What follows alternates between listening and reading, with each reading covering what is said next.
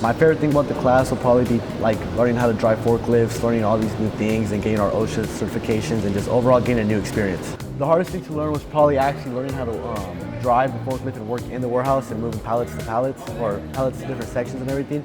It feels good, to be honest, because it's something that we get to experience because like we haven't been here, and it's pretty nice to try new stuff that we haven't tried, especially here with the different programs that they have.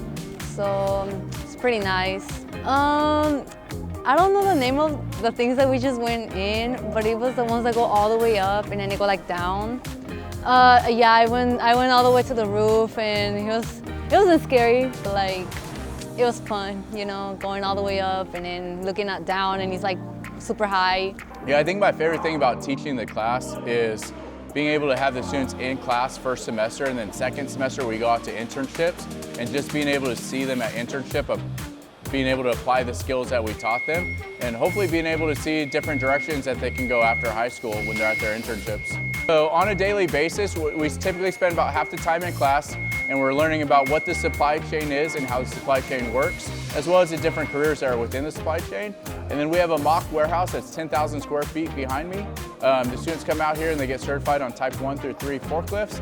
And then we practice with the forklifts, and we have 20-foot industry racks. And so they're able to practice their skills out here.